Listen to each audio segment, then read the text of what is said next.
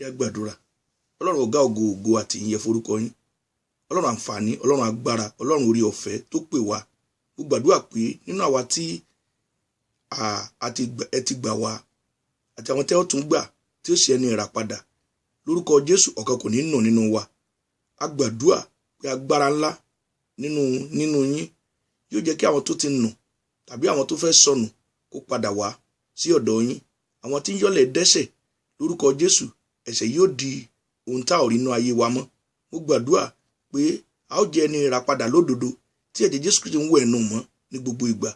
A ó sì fi ayọ̀ a ó fi padà sọ́dọ̀ yín pẹ̀lú orin ìyìn lórúkọ Jésù. A ó kọrin níyìn, a ó sì kọrin lọ́hùn níbi ibùgbé tẹ̀sí pèsè fún wa. A ó kọrin ayọ̀ lórúkọ Jésù pẹ̀lú àwọn ènìyàn mímọ́.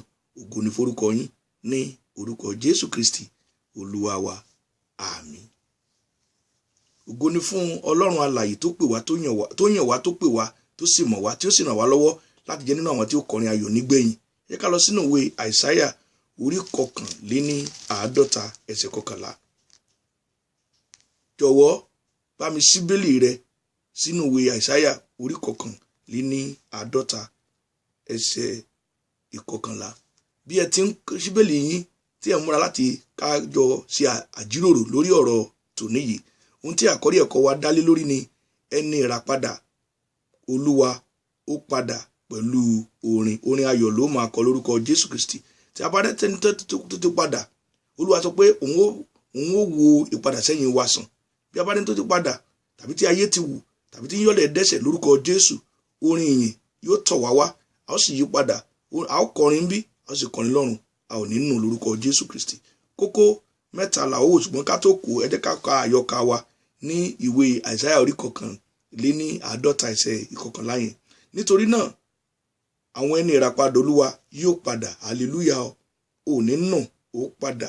Tó bá yẹ pé bí tí ó wà lákọ̀ọ́kọ́, bó bá ti jẹ́ pé o ti ń fọ ọkàn ẹ̀ṣẹ̀ àti àṣedédé tí ọkàn rẹ̀ sì ń bá ayé lọ, ó padà sọ́dọ̀ Kristi lórúkọ Jésù.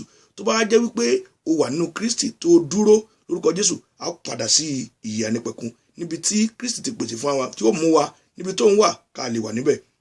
Wá pé wọ́n ó sì wá sí Síónì tí àwọn àti orin hallelujah Jerusalem tọ̀run, a ó kọrin níbẹ̀. Wá pé ayọ̀ àìnípẹ̀kun yóò sì wà ní orí wọn.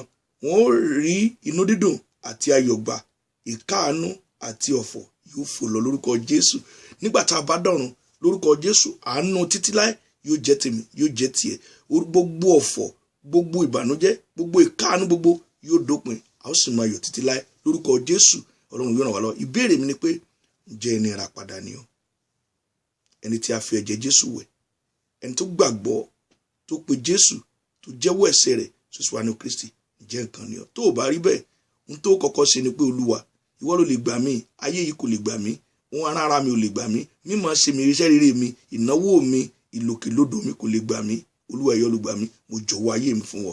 Olúwa lónìí ẹ rà mí padà kí n lè jẹ́ nínú àwọn tí ó ní ọkàn àti òye pé àti ìmọ̀ sí tí ìgbàgbọ́ àti oore ọ̀fẹ́ sì yóò mú dé ìjẹ ọmọ ọ̀run, kí n jẹ́ ọ̀kan nínú wọn. Ẹ ràn mí lọ́wọ́.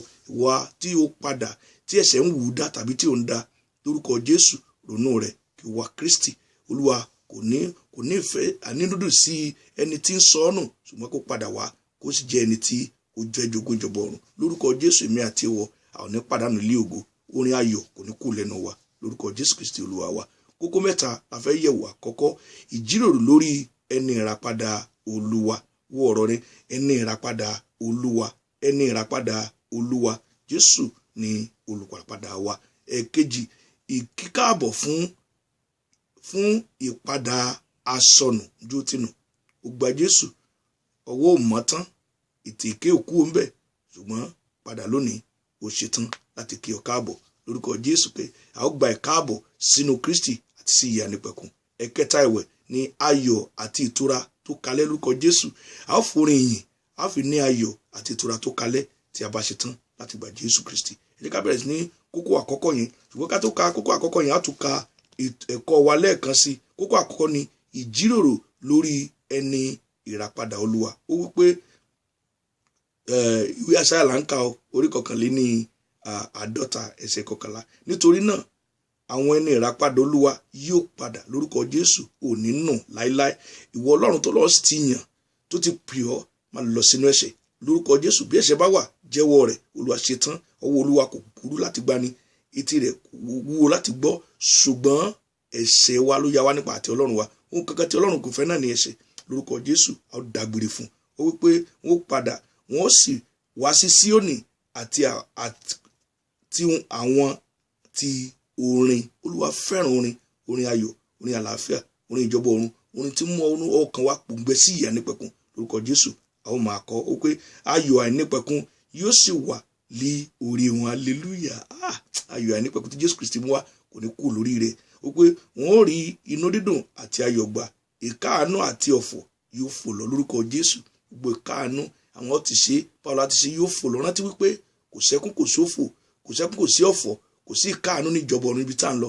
Ayọ̀ ọbẹ̀ ní Kristi, a ó sì máa kọrin títí láì ó jẹ́ ọkàn. Ṣùgbọ́n ẹ jẹ́ ká lọ wo ní ìjíròrò lórí ẹni ìràpadà Olúwa. Ta lẹni náà? Ẹ ká wo ọ̀rọ̀ Ọlọ́run kó sì lè yé wa ní dáadáa. Kọ́ríńtì kínní a ó kà ní orí 6, a ó kà ẹsẹ̀ ìkẹsàn yẹn, a ó kà bí Ọlọ́run bá ṣe ń da aláàmú. Jọ̀wọ́ síbélì rẹ̀ ká lè wò dáadáa kó sì lè já wa lórí. Ó pé ẹ̀yin kò mọ̀ pé aláìṣòótọ́ kì yóò jogún ìjọba Ọlọ́run.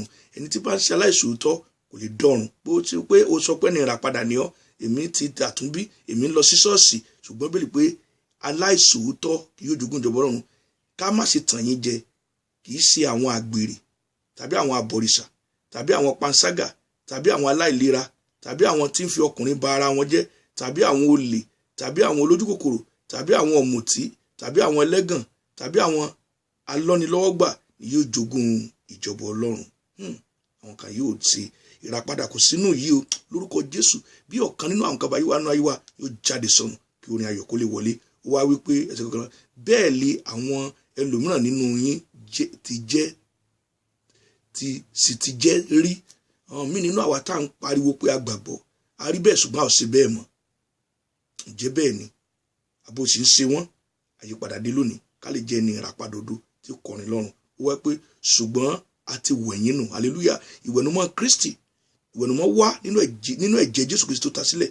Mo gbàdúrà pé ìwẹ̀nùmọ́ yóò pè nínú ayé wa. Ṣùgbọ́n a ti sọ yín di mímọ́. Hallelujah. Mímọ́, kò sí ẹ̀ṣẹ̀ ní jẹ́ mímọ́, kò sí àbàwọ́n, kò sí àìpé, kò sí ohun gbogbo tí ń kọ̀lọ̀kọ̀lọ̀ ọkàn wa, gbogbo tí múni dẹ́ṣẹ̀ tí ń runú sí ẹ̀ṣẹ̀ ayé, ìfẹ́ ayé, ìṣubú. Olúwa tó pé ó pamọ́ là ń pè ní mímọ́. Ó pé ṣùgbọ́n a ti dá yín láre lí orúkọ Jésù Kristi Olúwa wa àti nípa ẹ̀mí Ọlọ́run wa.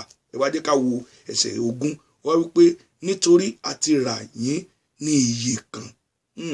Yín ní iye ẹ̀jẹ̀ Jésù tó san ta ìrà wá padà. A ti rà wá padà lọ́wọ́ Sátánì, lọ́wọ́ èṣù, lọ́wọ́ ẹ̀ṣẹ̀, lọ́wọ́ ọ̀run àpáàdì. Wọ́n wí pé nítorí náà yìn Ọlọ́run lógo nínú ara yín. Hallelujah. Tí ń jẹ́ kéèyàn lè fi gbọ́ ọkàn yìn Ọlọ́run go ni pé ó ti gba ìràpadà, ó ti gba ìsọdimọ́, ó ti di ọmọ Ọlọ́run, ń lọ sí ọ̀run, ẹ̀mọ́ inú rẹ̀ yóò máa yìn Ọlọ́run lógo. Wọ́n pé yóò sì máa kọrin ayọ̀. Wọ́n pé àti nínú ẹ̀mí yín ti ṣe ti Ọlọ́run. Ìyìn nínú ara, ìyìn nínú ẹ̀mí. Mo gbàdúrà pé a ò ní yìn Ọlọ́run lára lásán ká máa lu gbùgbùgbù nìkan, ṣùgbọ́n nínú ẹ̀mí ká lè jẹ́ pé ní àwọn tí ó ń fi ẹ̀mí yìn Ọlọ́run ní ìgbà ìkẹyìn. Mo gbàdúrà pé nínú àwọn tí ó yìn Ọlọ́run lókè lọ́run, a ó jẹ́ ọ̀kan nínú wọn lórúkọ Jésù.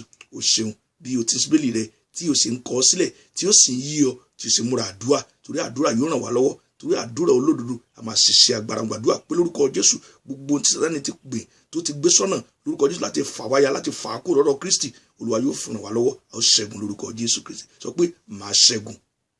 Àyè Olúwa ó ṣẹ́gun lórúkọ Jésù Kristi Olúwa wa.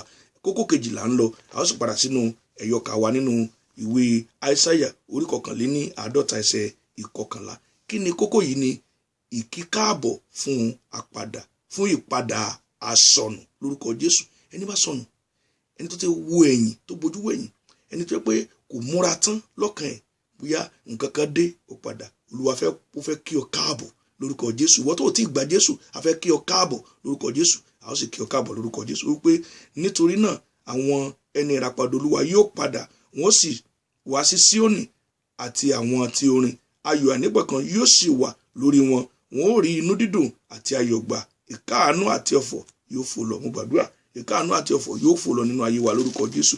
Jọ̀wọ́ síbẹ̀lẹ̀ sínú ìwé Lúùkù ká lọ wo òwe tí Kristi pa nípa ohun tí ó jẹ́ asọnù apadà àbí ohun tí a ò rí nínú ìjọba ọ̀run, ohun tí Kristi mú ó fi ìwé wa nínú ìwé Lúùkù orí 15 a kà láti ẹsẹ̀ 1 dé 7 bá mi ká lọ. Gbogbo àwọn agbowóde àti ẹlẹ́ṣẹ̀ súnmọ́ láti gbọ́ ọ̀rọ̀ rẹ̀. Mo gbàdúrà pé a ó súnmọ́ Kristi àti àwọn Farisí àti àwọn akọ̀wé ń kùn wípé ọkùnrin yìí ń gba ẹlẹ́ṣẹ̀ ó sì ń bá wọn jẹun. Àwa ẹ̀rí wọn ń gbowó lọ́wọ́ wọn, àwọn òde o, wọn fẹ́ kí wọ́n bọ́ lọ́wọ́ ẹ̀ṣẹ̀ àti àṣedédé. Mo gbàdúrà gbogbo àwọn arẹ́nijẹ ẹlẹ́sìn, àwọn wòlíì, àwọn èké ìwàásù tán gbowó lọ́wọ́ rẹ̀ tí wọ́n fẹ́ kó ní ìrònúpìwàdà gan lónìí ó bọ́ lórúkọ Jésù Kristi. Ó pé ó sì pa òwe fún wọn, òwe Jésù yóò ṣiṣẹ́ nínú ayé wọn, ó sì gba Kristi. Ìwọ fúnra rẹ̀ ó yí padà, ó fi àwọn tí ń tàn ọ́ jẹ ó fi wọ́n sílẹ̀, ó gba Kristi lówà tó gbàdá. Ó sì wí pé ọkùnrin wọn nù nínú yín tí ó ní ọkùnrin wo nínú yín tí ó ní 100 àgùntàn tí ó bá sọ ọ̀kan nínú wọn kì yóò fi 99 yòókù sílẹ̀ ní ijù kì yóò sì tó ṣe ẹni tí ó nù lọ títí yóò fi rí i. Nígbà tí ó rí i tán ó gbé ilé èjìká rẹ̀ ó ń yọ̀. Mo gbàdúrà pé a ó yọ̀ lórí rẹ̀ nítorí ó dé ilé ó pe àwọn ọ̀rẹ́ rẹ̀ aládùúgbò rẹ̀ jọ. Ó ń wí fún wọn pé ẹ bá mi yọ̀ nítorí tí mo ti rí àgùntàn mi tí ó ti nù. Mo wí fún yín gẹ́gẹ́ bẹ́ẹ̀ lé ayọ̀ yóò wà lé ọ̀run lórí ẹlẹ́ṣẹ̀ kan tí ó ronúpìwàdà ju lórí olóòótọ́ 99 lọ tí kò ní ṣe aláìní ìrònúpìwàdà. Mo gbàdúrà pé lórúkọ Jésù Olúwa yóò yọ̀ lórí rẹ̀. Jésù ń sọ fún wa wípé ẹ̀yin tí ẹ̀ ń sọ pé ká má bá àwọn ẹlẹ́ṣẹ̀ ìkákó wọn wá sí ọ̀dọ̀ Ọlọ́run nítorí pé ohun tí ẹ̀ ń jẹ nínú wọn náà ni. Ṣùgbọ́n ẹ wá wò ó, èwo ni ló ní àgùntàn 100 tí kan yóò nù tí kò ní fún 99 yẹn sílẹ̀, 99 yẹn kó fi sílẹ̀ kó wá ọ̀kan yẹn lọ. Nígbò bá rí yóò gbé lórí èjìká àwọn ará àdúgbò rẹ̀ wọ́n mọ̀ bá yọ̀. Bẹ́ẹ̀ ni ayọ̀ Ọlọ́run fún ẹlẹ́ṣẹ̀ tó bá ronúpìwàdà ju ẹnìkan tó ronúpìwàdà ju 99 tí kò ní ìrònúpìwàdà. Mo gbàdúrà pé tí kò nílò ìrònúpìwàdà tó ti ronúpìwàdà tẹ́lẹ̀. Mo gbàdúrà pé lórúkọ Jésù ẹni tó nù nínú wa a ó rí, a ó sì yọ̀, a ó bá Ọlọ́run yìí jọba lórúkọ Jésù Kristi Olúwa wa. A ó lọ sí kókó kẹta, ayọ̀ àti ìtura tó kalẹ̀. A lọ kà nínú ọ̀rọ̀ Ọlọ́run nínú ìwé Ìfihàn. Jọ̀wọ́ síbẹ̀lì rẹ pẹ̀lú mi.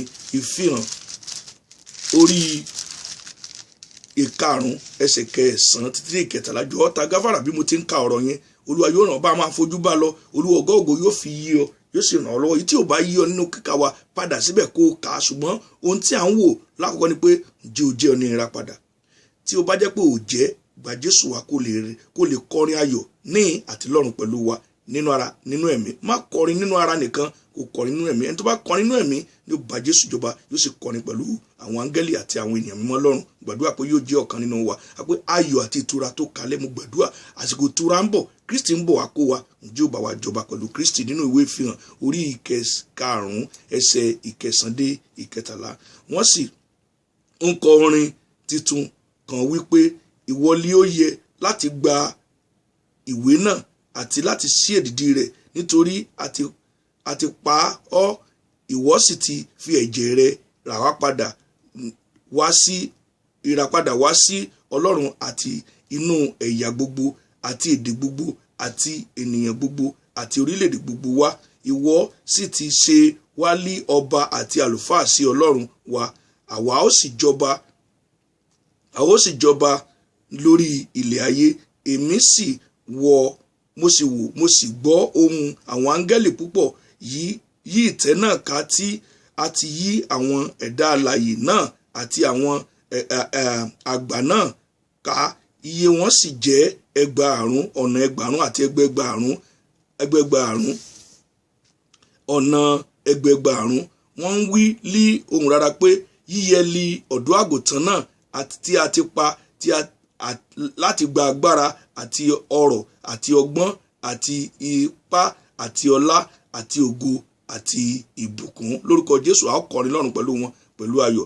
Gbogbo ẹ̀dá tí ó ń bẹ lí ọ̀run, ǹjẹ́ ó wà lọ́run nígbà yẹn, láti àtorí ilẹ̀ ayé àti ìsàlẹ̀ ilẹ̀ àti irú àwọn tí ń bẹ nínú òkun àti àwọn tí ń bẹ nínú wọn ni wọ́n wí pé kí a fi ìbùkún àti ọlá àti ògo àti agbára fún ẹni tí ó jókòó lórí ìtẹ́, fún ọ̀dọ́ àgùntàn náà láéláé. Ògo ni forúkọ Jésù. A ó bá Kristi jọba ní orúkọ